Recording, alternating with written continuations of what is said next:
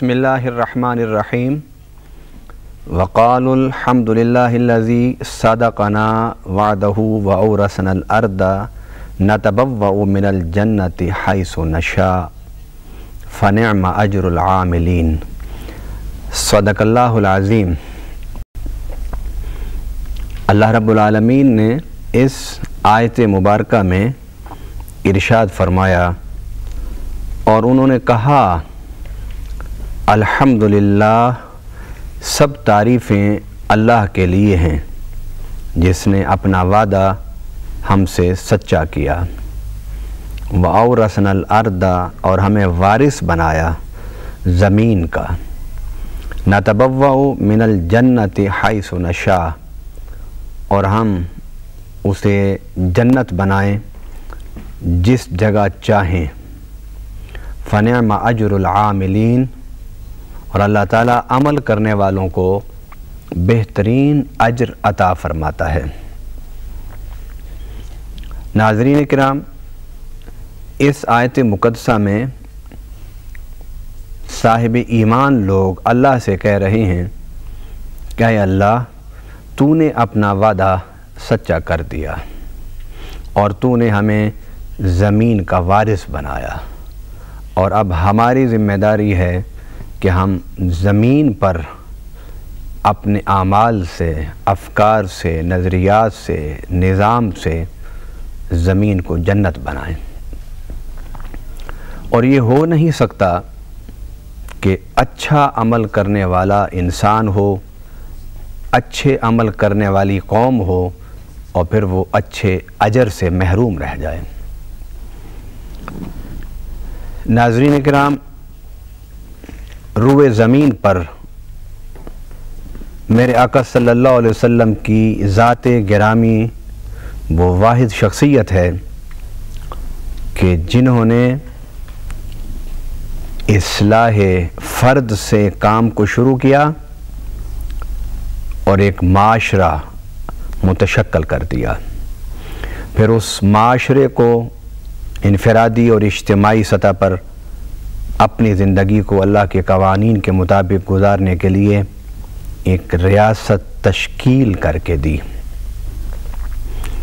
جب ریاست وہ تشکیل ہو گئی تو رب العالمین نے اپنے پیارے حبیب صلی اللہ علیہ وسلم اور آپ کے اصحاب سے پوچھا، بتاؤ وہ دن تمہیں یاد ہیں کہ جب تم مکہ کی وادی میں، مکہ کے بازاروں میں، مکہ کے گلیوں میں اور پہاڑوں پر تم نے صدائے توحید کو بلند کیا تھا اور اس کے بدلے میں تم پر تشدد کیا گیا، تمہیں مارا گیا، تمہیں پیٹا گیا اور گھسیٹا گیا، اور تم سے پہلے بھی جو حق والے تھے، ایمان والے، یقین والے اور انبیاء اور رسل کے ساتھی، وہ بھی جب اس راستے پر چلے اور انہوں نے صدائے توحید کو بلند کیا تو ان کے ساتھ بھی یہی کچھ ہوا۔ اس لیے قرآن پاک میں اللہ تعالیٰ نے ارشاد فرمایا وَزُلْزِلُوا حَتَّى يَقُولَ الرَّسُولُ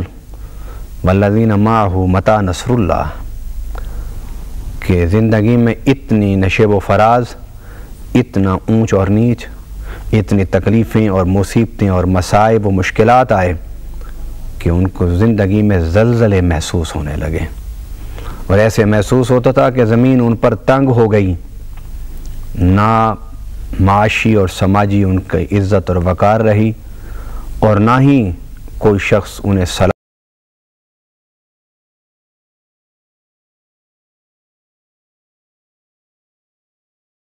سلام کرنے کے لیے تیار ہوتا تھا، اور معاملات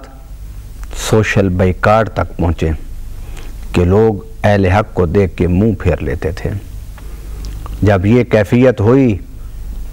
تو ایمان والوں نے اللہ سے کہا کہ اللہ، تیرا وعدہ تھا کہ میری مدد اترے گی، تو کہاں ہے تیری مدد؟ ہمیں تیرے وعدے پر یقین ہے، مگر اس سے مشکل ترین کوئی وقت آئے گا کہ تیری مدد و نصرت اترے گی؟ تو رب العالمین نے انہیں جواب دیا، الا ان نصر اللہ قریب، ڈٹے رہو اللہ کے راستے پر، اللہ کی مدد قریب ہے۔ حضور صلی اللہ علیہ وسلم کے مکی زندگی بنیاد ہے اور مدنی زندگی عمارت ہے۔ حضور صلی اللہ علیہ وسلم نے مکی زندگی میں لوگوں کو اللہ کی توحید پر اکٹھا کیا، اپنی رسالت پر اکٹھا کیا، اور اس کے ساتھ ساتھ بتایا کہ میں ایک ایسا دین لایا ہوں، ایسا نظام لایا ہوں، ایسی سوچ اور فکر لایا ہوں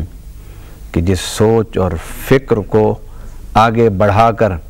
میں اس پر ایک ریاست، ایک مملکت کو قائم کرنا چاہتا ہوں۔ ایک وہ دور تھا کہ جس دور میں